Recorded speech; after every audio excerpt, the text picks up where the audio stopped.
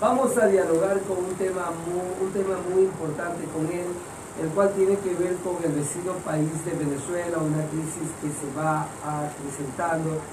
Un país donde, como indicaba nuestro compañero Roberto Figueroa, ya se ha inhabilitado al presidente Guaidó desde la orilla madurista para que reciba dineros desde el exterior, estimados oyentes, y lo ven incluso como un delito el haber recibido dinero de otros países, de otras organizaciones. Esa es la realidad que pinta un presidente Maduro aferrado al poder, un presidente Guaidó con el respaldo de más de 50 países y el pueblo sufriendo. Licenciado Lenín Garcés, abogado, bienvenido, ¿cuál es su lectura? Buenas tardes. Gracias por la invitación. En este momento estamos frente a un escenario de una guerra clásica, digamos, es decir, todas las otras formas han ido fracasando, no han tenido éxito, y ya Estados Unidos, si quiere tomar una decisión para Venezuela, pues tendrá que hacerla por los mecanismos clásicos de la guerra. Están cerradas las otras posibilidades. Ya esto se está preparando el Congreso de Estados Unidos también en este sentido. Es decir, ya la ayuda humanitaria entra por el lado de la ONU, ya los mecanismos de la guerra van a ser los ordinarios, es decir, una batalla naval, una incursión aérea, una incursión de la infantería. Es decir, todos los antecedentes que hemos visto hasta ahora nos han abocado hasta este momento. 12:41 minutos. ¿En qué basamos este tipo de reflexiones ante una situación? Porque, ¿qué más guerra cruenta haberle tenido a un país tan poderoso, tan lleno de tantas reservas, en un estado de crisis humanitaria? Claro. Ahora, ¿qué será con una activación de armas? Exactamente. El asunto es que este problema se lo ha querido resolver desde el punto de vista de Estados Unidos y de quienes sostienen que el régimen de Maduro es un régimen pues espantoso, terrible. ¿Qué puede más del interés del propio Venezuela que los intereses externos? Claro. Entonces, ¿qué es lo que ocurre? Que en este caso todos los mecanismos que se han intentado de presión, activar, de bloqueos, activar, de entrar a apoyar a las oposiciones, de lograr deserciones de militares, de crear un conflicto desde dentro, que además ha tenido mucho éxito, que son también formas que tuvo éxito en Libia y en muchos países también. Es decir, de lograr desde dentro, y que también se supone que eran las ideas que se tenían hasta antes de este momento. Todo esto de aquí se ha cerrado, no se ha logrado. Maduro no se lo ha logrado inquietárselo desde dentro. Entonces la única forma que se tiene ahora es hacerla de una manera frontal, de una incursión militar frontal y clásica, es decir, entrar por la fuerza, pero la gran dificultad a lo que ha abocado actualmente es la presencia ya militar de Rusia en Venezuela. ¿Una invasión de allá o de acá o de donde se venga? Es que ¿Una injerencia en armas? Rusia ya está militarmente ahí, pero la presencia militar, los famosos aviones que llegaron ahí, esa presencia militar es lo que inquieta realmente. Lo importante de esa presencia son las baterías antimisiles. Las armas son de todo tipo. Claro, pero lo que pasa es que la incursión que van a hacer, porque la parte naval, Estados Unidos se va a imponer fácilmente. La parte aérea tendría más dificultades. ¿Por qué? Y luego repetiría también, y ya diré por qué. En la parte aérea, porque estas baterías ya han sido probadas en Siria, y Estados Unidos tiene dificultad de entrar en Siria por las baterías antiaéreas rusas. Es decir, son unas baterías que ya han tenido éxito y que se creen podrían ser efectivas para evitar el triunfo a nivel de aéreo. ¿Cuánto le traería este tipo de acciones? Estamos hablando ya de acciones bélicas. Claro. ¿Cuánto le traería y a quiénes le traería? ¿Será solución para los problemas del país? Justamente para evitar esto de aquí es que siempre se ha intentado otros medios. Primero, medios a nivel de presiones, de bloqueos, etcétera. Luego, guerras que no sean las clásicas, pero que sean muy efectivas, como en el caso de Libia, por ejemplo. Y ya simplemente agotándose estas posibilidades nos vemos en esta cuestión. Lo que pasa es que ahorita el escenario es más dificultoso. O sea, Estados Unidos debe de estar arrepentido. Si diera pie atrás, pues Estados Unidos tomara la decisión directa, no hubiese buscado otra forma, pero no se sabe el futuro. El futuro ha derivado en este momento, en una presencia militar. Es decir, todos sabemos los problemas que trae una incursión de este tipo. Pero en todo caso, este tema humanitario, sinceramente, yo creo que en el momento de las decisiones, que estamos hablando de Rusia y Estados Unidos, pasan a un plano, yo creo que pasa un plano segundo. Son consideraciones que las tenemos nosotros, que las consideramos nosotros. Pero en este momento lo que está considerando Rusia son sus posibilidades de lograr un triunfo en una guerra en Venezuela, para lograr tener ya una presencia en Latinoamérica, ya una presencia en la región, ya una presencia definitiva en Venezuela. Y Estados Unidos, pues no perder ese control. Y yo creo que la parte humanitaria la estamos nosotros considerando. Lo que va a pasar en una guerra no se sabe, no se sabe los efectos. Sabemos que los efectos de una guerra van a ser indeseables, pero no podemos preverlos con mayor aproximación, no podemos preverlo. Es una situación, y justamente eso es lo que ha demorado esta situación, eso es lo que justamente por eso se ha evitado. El reloj marca las 12 horas con 45 minutos, hora Banco del Pacífico, Subbanco. Mirando desde adentro el tema de Venezuela, lo miramos exteriormente, lo que los países pueden hacer. Algunos delegados de países que están alineados con el madurismo, con el socialismo del siglo XXI, como los representantes de Bolivia, hablan de un respeto a la soberanía nacional, que la solución debería venir desde adentro. ¿Usted lo considera así? Bueno, es que si la solución viene desde dentro, Venezuela sola, ¿no es cierto? La oposición ya se ha visto que no está ahí, este régimen lleva 20 años.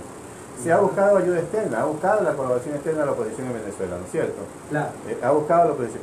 No lo ha logrado. Guaidó está ahí. Estamos hablando que está inhabilitado por la Contraloría. Es un presidente reconocido por 50 países, pero que no gobierna.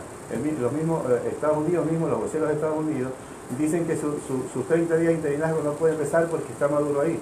Es decir, es una cosa que no ha logrado ser efectiva. Hoy viernes 29 de marzo, la Sociedad Interamericana de Prensa posiciona y solo con una parte, con un capítulo muy especial, esta situación de crisis en el hermano país Venezuela.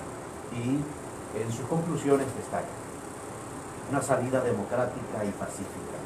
El panel fue moderado por Claudia Luciati de RCN TV, y compartimos esto porque son noticias que ya están circulando, que ya están dando la vuelta al mundo. Y por supuesto también el tema Venezuela no escapa, todo cónclave, toda situación hoy no escapa lidiar el tema de Venezuela, pero no aparece ninguna acción. ¿O no hay visos? Ahorita ya la cuestión de una cuestión dialogada está mucho más dificultosa. Y voy a decir por qué. Porque ya Rusia tiene sus intereses ahí, Rusia tiene su presencia militar. Ya Maduro no está con la misma independencia de antes de poder dialogar. La presencia de Rusia, es decir, ¿por qué, por ejemplo, Maduro pidió la renuncia a todo su gabinete a las vísperas de una cumbre sobre el caso de Venezuela con los Estados Unidos? No sabemos si las decisiones de Maduro están ahora soberanas, porque lógicamente Maduro está bajo la condición de Rusia. Rusia está ahí, Rusia le está garantizando, Rusia lo está protegiendo, pero nada es gratis, no solamente a nivel de petróleo, sino a nivel de decisiones políticas. No sabemos si las decisiones de Maduro, de dónde están viniendo en este momento, si de Putin o de Maduro. Entonces en este momento lo que pareciera ser, incluso si se me permite a mí vaticinar o hacer mi lectura, digamos, pero mi lectura calculada, digamos, que sería que lo que está intentando para mí Rusia es provocando a Estados Unidos, pero como se sabe, en la guerra no se puede ir con la verdad. En la guerra la mentira es fundamental, es estrategia de la guerra la mentira. Entonces, el estratega de guerra que no sabe mentir no tiene nada que hacer. Entonces, ¿qué pasa? Que Rusia está ahí con un discurso diciendo, nosotros no estamos provocando a nadie, nosotros estamos haciendo una situación, es decir, muy humildemente, pero tal vez lo que busque justamente eso, es decir, lo que busque probablemente Rusia sea provocar una guerra porque cree que puede impedir la presencia de Estados Unidos y lograr imponerse, es decir, lograr ganar en Venezuela a Estados Unidos, lograr imponerse en Venezuela y imponerse en la región. Y entonces, dentro de este contexto, dígame qué posibilidades tiene Maduro ahora de provocar. Y es cuando menos dispuesto estaría también al diálogo, porque en este momento ya se siente respaldado y es el momento también de jugarse el todo por el todo, que hay en la cabeza de Maduro. Pero también políticamente Donald Trump, él durante su carrera presidencial, antes de eso, él hizo crecer la expectativa en Estados Unidos de que iba a derrumbar el modelo castrista al interior de Cuba, porque prácticamente romper la hegemonía, romper el blindaje venezolano, sacar a Maduro del poder, sería romper la hegemonía también de Cuba y todo el poderío que tiene en ciertos países. ¿Hacia allá usted cree que también se podría perder por parte de Donald Trump? Claro, pues porque Donald Trump está fracasando y esto de aquí es el inicio. Donald Trump está fracasando, no ha logrado nada. Todo lo contrario. ¿Ya? Todo lo contrario. O sea, todo este itinerario ha sido un itinerario en que ha fracasado Estados Unidos completamente. Pero a Donald Trump no le conviene fracasar porque eso es parte de su carrera presidencial de reelección. Por eso probablemente se atreva a una guerra a Donald Trump, porque se la tenga que jugar también el todo por el todo. Es decir, ya estamos en el momento en que no hay otra salida. O viene el repliegue de Estados Unidos y cede aquello a Rusia, o sigue con este juego, pero el único siguiente paso que se ve de aquí en adelante es la confrontación armada, la confrontación armada, es decir, la guerra en Venezuela. O sea, subsiste este tipo de situaciones que se escuchaba en los 80, los 90. Hay que promover algún escándalo, alguna guerra para poder seguir siendo objeto de ser reelecto. Claro, lo que pasa es en esa sociedad norteamericana.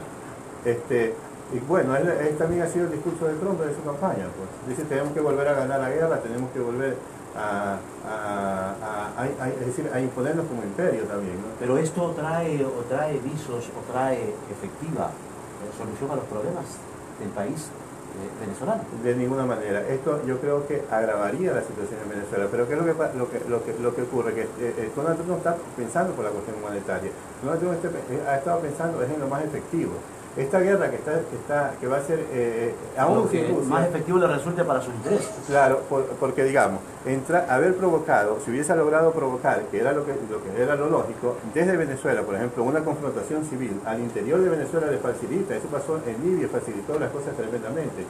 ¿Qué es lo que está haciendo lo que hizo? No por razones humanitarias, esas son las presiones internacionales. La presión internacional, la presión de la conciencia mundial, que lamenta una guerra contra lo que se tiene que enfrentar Estados Unidos, claro, que es lo que refrena un poco.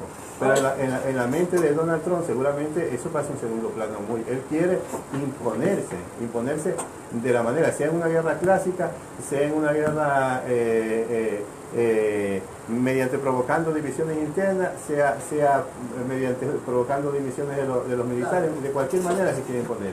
Y esas otras estrategias que son muy efectivas, más efectivas que esta de aquí, que en la que estamos abocando ahora, la ha querido evitar, es porque este es difícil. Incluso sin la presencia de Rusia, esas incursiones son difíciles a veces, las resistencias son difíciles, se vio en Irak.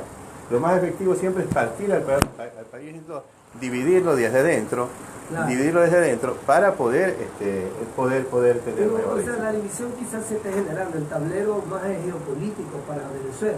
Porque si lo miramos como un tablero de ajedrez, la desaparición de la UNASUR disminuye el poderío que tenía el socialismo del siglo XXI. Crean el PROSUR con países no alineados con Venezuela, ¿ya? Lo cual quizá podría debilitar a Venezuela, debilitar la intención rusa, que ha tenido una gran cabida. Por ejemplo, a través de un Julian Assange, que ha estado prácticamente guardado al interior de la embajada ecuatoriana en Londres, que ha estado filtrando informaciones que han beneficiado y perjudicado a ciertos países.